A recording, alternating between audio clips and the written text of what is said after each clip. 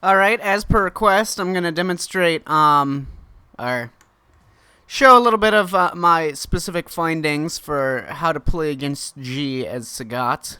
And perhaps just like a bit of anti-G tech in general, because G's pretty damn strong by now. It's safe to assume that a lot of the G players are going to play against will be using Maximum President, although they might not be. But Maximum President is G gets a lot of anti-zoning tools, a lot of everything tools, and pressure, corner carry, damage output. And Oki, that's the big thing that he's missing in Dangerous President, is he doesn't get very good Oki. He gets some other stuff, but just bad Oki. So the first thing I should probably mention is this like anti-air baiting V skill, which will beat several things, but one of the safest things to do is probably anti-air with standing hard kick whenever possible. Because it really doesn't whiff for very long. It's one of Sagat's best moves. It's really fast if they run into the first hit, which they can't duck. And it's a great anti-air, and if it gets a crush counter, then you get a car uppercut afterwards. So it's pretty good. So it's better than like whiffing a light Shuryu. And because even like G has to land on the ground, and he might not even necessarily get a punish if he baits out an uppercut, even Sagat's uppercut, which has tons of recovery. But yeah, going for medium uppercut whenever possible. And just be aware of it. Take safer options like standing hard kick, which will give you time to anti-air after it whiffs if it gets baited. And then if you do the hard kick and he tries to bait you out, probably a good idea to go for something a little bit heavier damaging than just an uppercut.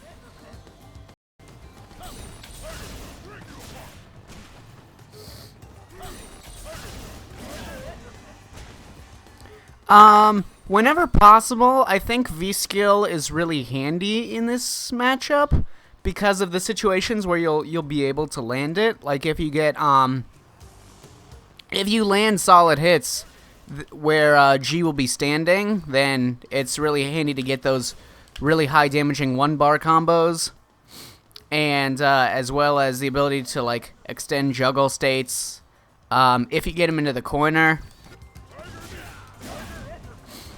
Extending those without spending meter, that sort of thing. And I say that because there's a lot of punishable moves that G does that leave him standing, so that you can punish him with something like that. But that also being said, it might not be a good idea to give up on pressure just to put the V skill if you like say anti-air neutral jump or anything with the high fireball. Like getting a V skill on the knockdown or something like that. You could do that. But since G doesn't have very good defensive options, he really doesn't have any defensive options. I know, like, a lot of people just assume that defensive options refer to just 3-frame jabs and invincible reversals, but there's a lot more to it than that, such as moves that pull back the hurt box, other things like that. Minot's crouching jab, even though it's a 4-framer, is better than most characters, like anything that they can do, because it's a 4-framer that has no hurt box attached to it, that has a lot of active frames that controls space up to here. So it really stops a lot of, even if the opponent's pressuring you from this range, you can still stop them with a 4-framer. That's still a really good defensive tool. It's probably more useful than her 3-framer, to be honest. It's her most important tool in neutral. So, but really, even considering the fact that defensive option can refer to a lot more things, G does not have any of those tools. He has nothing that pulls his hurt box back, or outside of V-Trigger 2, he doesn't have any armor moves. He doesn't have anything that like goes over lows instantly. So, yeah. when you can, it's probably a good idea to put on the pressure. Alright, now, first let's talk about not Sagat's fireball game against him, because G does not really struggle against Sagat's fireballs. But let's first talk about the situations where you're going to be finding yourself in most of the time, which is just in the footsies in neutral around here. So, like, G's a fucking gorilla. He presses buttons and he wins situations. And all of his buttons really just, like, they happen to hit, well, you're getting conversion. Happen to hit anything, you're getting a conversion like that.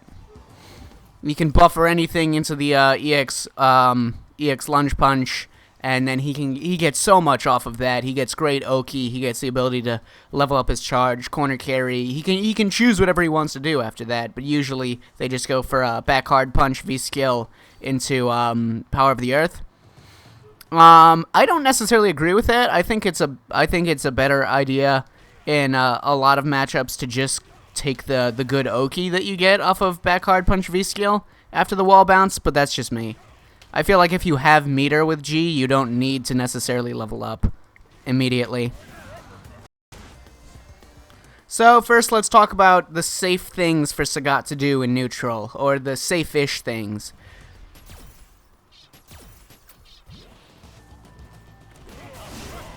There's not a lot, honestly. Like, a lot of the things you do might just get stuffed on startup, or easily just whiff punished, and even, like, his buttons are fantastic. G's buttons, they're much more likely to hit your buttons as Sagat than your buttons are to hit his. And beyond that, he will get a lot more out of buffering his normals than Sagat will get from just landing his, or buffering his into whatever he can buffer it into, like an EX low shot or whatever. But there is one saving grace. So say like the crouching medium punch, right? It's a rough button to deal with, because it is the most gorilla button that G has, where its likelihood of hitting and then converting into a full combo is just absurd. So, the safest button Sagat has in relativity, and it can lose, like so, but the safest button that Sagat has, with, like, the best range as a poke and the most active frames, it's the least likely to get whiff punished, is his standing medium kick. It won't convert into a lot, but it won't lose most of the time.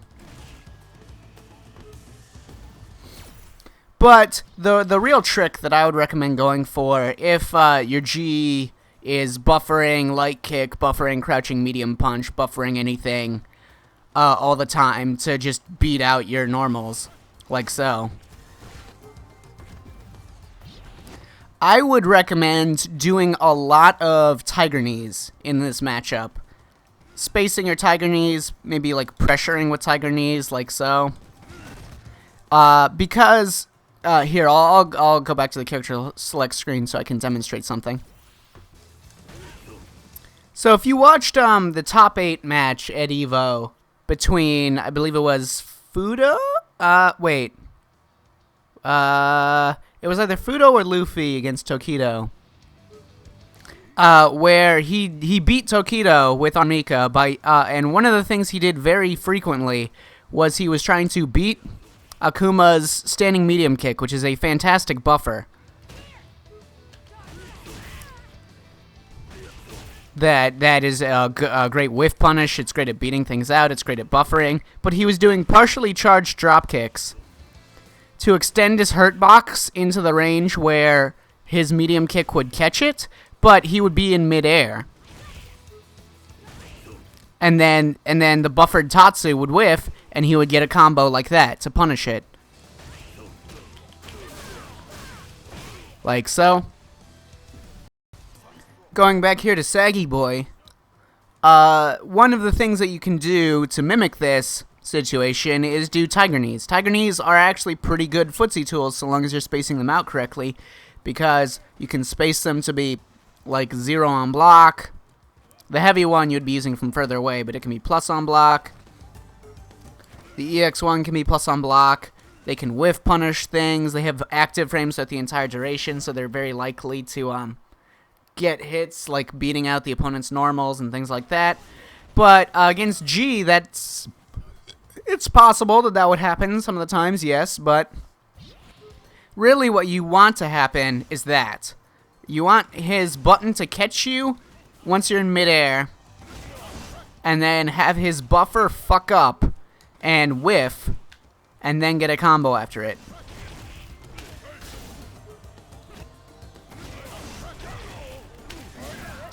Like so.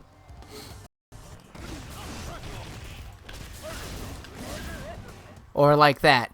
So once again, this is, I'll just like keep a rolling tab, but it's like that's another situation where you will punish G and he will be standing, so you can get that high tiger shot.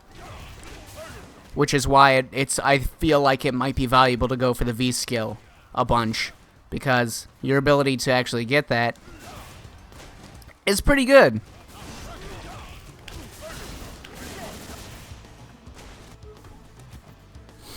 And then you can turn the tables. You can make it so that the risk of doing that against Sagat means that Sagat's the one who will get more damage output safer against G, rather than G being the one whose buttons will always lead to more damage when he lands them.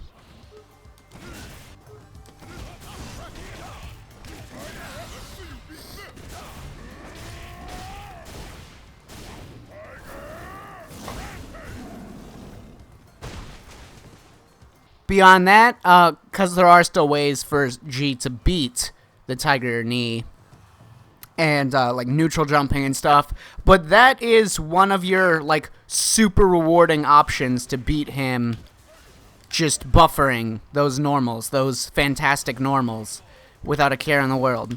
You can really punish him for doing that. Yeah, if you're like a character that doesn't have super strong footsies and conversions off of their footsies, you don't want to go toe-to-toe with a gorilla character like G. You really want to find ways to get him to make the mistakes or put yourself in advantageous situations. Now beyond that, let's talk about punishes, which are also very important. Another great button G has is forward hard punch.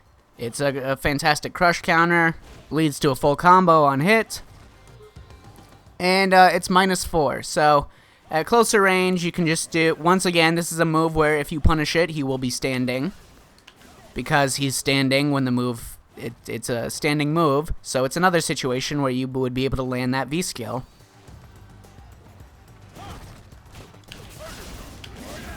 Like so. But yes, if you're really close, you can just get jab combos, do whatever. If you're decently far away, you want to punish with like standing light punch into uppercut. But if you're farther away than that, stand light punch uppercut will whiff.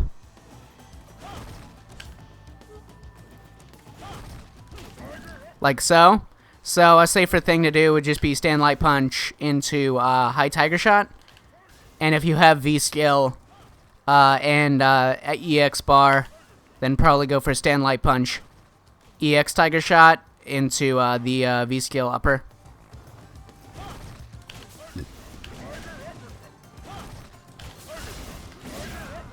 Like so.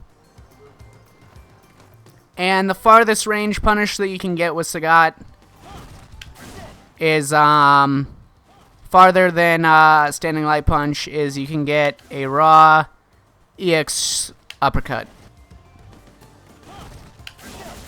Like so. This will not work at absolutely every range though.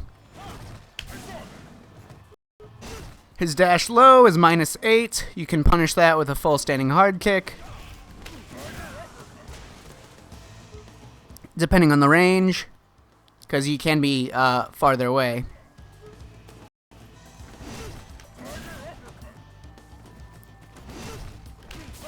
This is also a move where if you punish him, he will be standing. Lunge punch is -4. You can punish that with a standing light punch into uppercut or tiger shot. Or at max range, like a raw EX.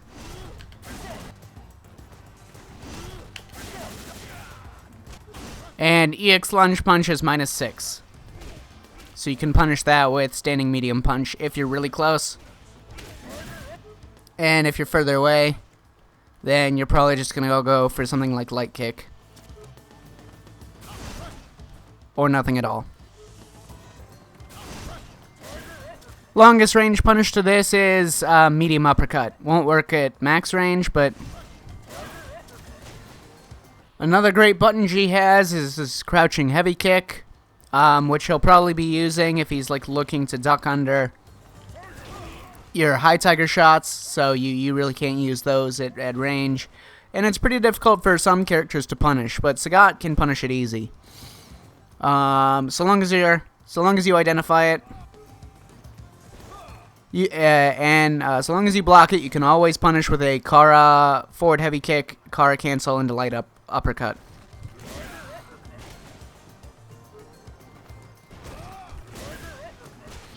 Nemo uses a lot of this move in footsies. It has a lot of range. The light and medium versions can both have tons of range, so it's pretty good. It's -5 if you're not in V-trigger, if you're not in level 3 presidentiality.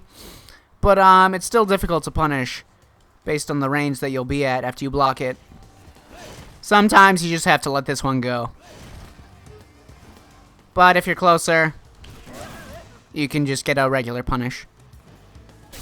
In V-trigger, you can punish his up kick or his anti-projectile kick into V-skill with a medium uppercut. And you can punish his dash low into V-skill. You can punish the gap in the V-skill with an EX upper. Or super, of course.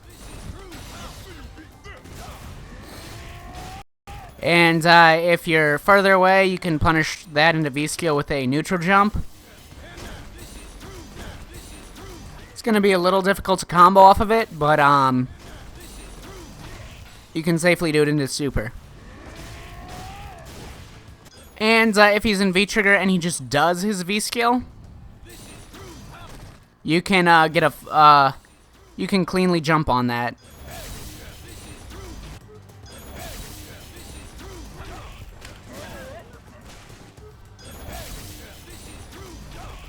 If you react fast enough, you'll definitely get a punish. And even if you're not getting a punish, he doesn't have like an invincible anti-air or anything. Here I have G throwing his fireball and then doing his best anti-air as soon as possible.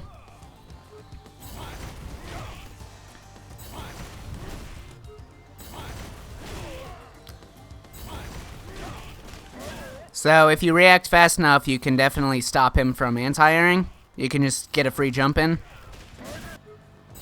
You're more likely to trade if you react a little bit slower, but it's still like you're gonna beat him out if you jump in on him for that. Yeah, that's like characters that don't have necessarily super fast or invincible anti-airs. A lot of the things that, like Falk has the same situation where if she does like her crouching gunshot, and the opponent sees that, they can just jump over that, and they won't necessarily punish it, but she won't be able to anti-air. So it's just, you get in for free. And that is his light fireball. It's his fastest recovering one. And when he's in level 3, his fireball gets even worse in terms of that. So as soon as you see it, you're definitely getting a legit punish on it just by forward jumping.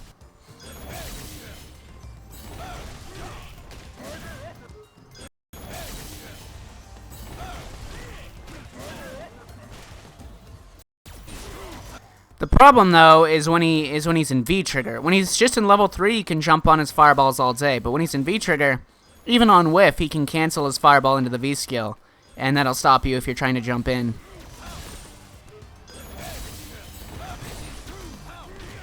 So yeah, he can safely set up his V skills, because you can jump over the raw fireball, you can jump over the raw V skill, but if he does fireball into V skill, then it's like you can jump that, but then he'll be able to anti-air you by that point. So yeah, that's a more difficult setup. There's not really like a free way in to get past this one, other than yeah, Sagat can't do that.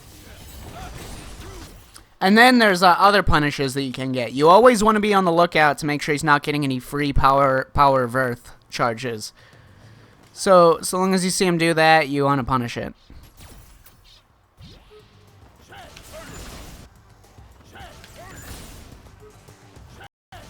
Hopefully by getting an actual knockdown. And then a lot of a lot of G players will like get charges where they're not necessarily safe to do so off of certain knockdowns, like this one. So if they're charging off of the low sweep, it's actually harder to punish than you might think. Even though you're plus 13, sweep is slightly out of range at the range that you'll be at after this knockdown. And you want to get a knockdown so that you'll stop him, because he'll get the charge, the power of earth, by the time that you get back up. So yeah, off of this, you want to normal recover, Kara light uppercut. So G's command grab is real good. It's real good. Having a command grab that you can just combo off of that doesn't cost meter to do makes him dangerous at really any point, so long as he has like some degree of resources or presidentiality.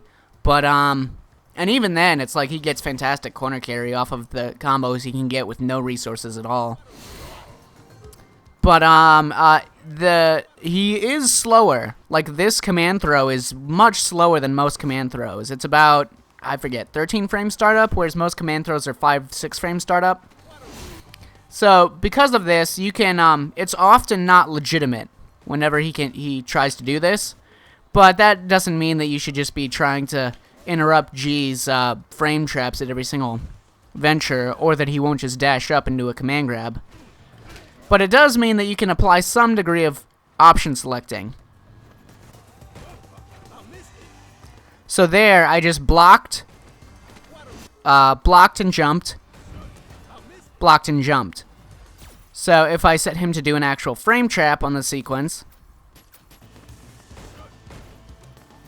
I blocked and jumped and blocked and jumped. And so I'm blocking the true frame trap, but I'm jumping the command throw. Like so. So you can apply that if he's trying to just slip the command throw in there. Like, you have to take advantage of the fact that the command throw is slower by jumping after you would block a true frame trap or that sort of thing, or backdashing his strings when you can.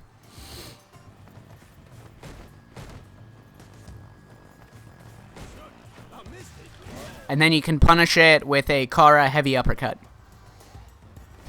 And finally, as for G's like options around, so when you're trying to zone out G and play your fireball game as Sagat, you got to know what options he has at his disposal and work around those.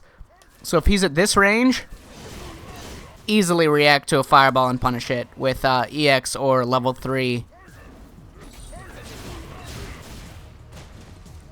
So you can't really force G to block very much, because if he's like back here or anything, he won't necessarily be able to move in just by like walking on the ground like this. But he does not have to jump over Sagat's fireballs, because his V skill is so good. As something that will eliminate a fireball, it recovers pretty quickly, and has a ton of active frames for beating fireballs.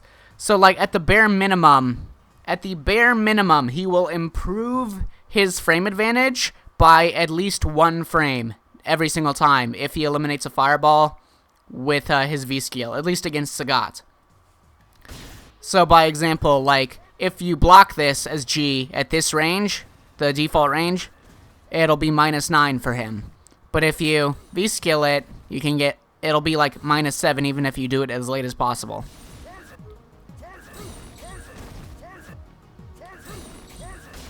And then the earlier you do it, You can make it has so many active frames for beating it. You can make it like plus 13 if you do it as a read for a fireball.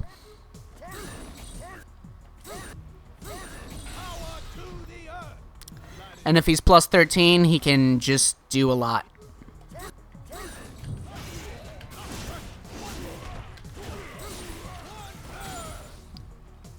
So yes. So, like, if he sees it, he can just V-skill it, and there's not really much you can do about this. Like, for example, like I was saying, you can't make ground on Sagat with G by just walking, but because you're getting a better frame advantage no matter what, even if you hit the V-skill at the latest possible moment, you'll always be getting a better frame advantage by eliminating the fireball like that as opposed to blocking it. Then you can just, and it doesn't push you back because you're not blocking the fireball, so it's not pushing you. You can definitely just walk your way over to Sagat if you see a fireball every time and just V-skill it.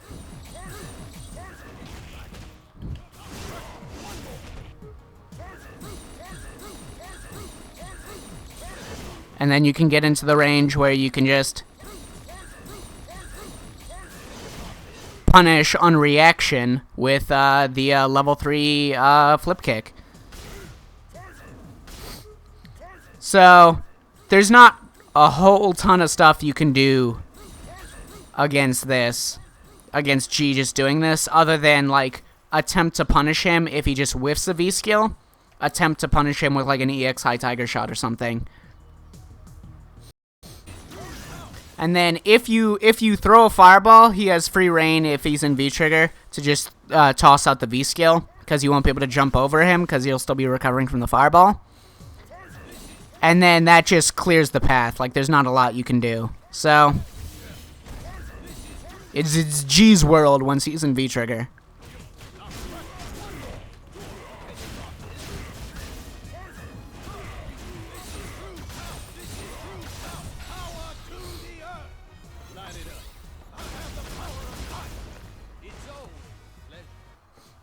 But that being said, you know, even though you can't really do that well with fireballs against G,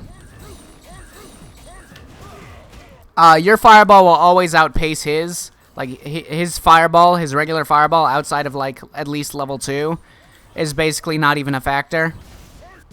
He'll just be using his V-skill or doing whatever. So, yeah, I would say, like, it's difficult to say how you should play the matchup. If you want to, like, try to compete with his footsies and stop him from using his really good buffers by using the tiger knees to get hit out of the air and bait out his buffers and punish those with really damaging combos. Or if you want to try to do the zoning game, like, find some other way to play it. Alright, that's pretty much all I got for Sagat versus G. I hope that helps. G's a really strong character, so it's not exactly easy to deal with him.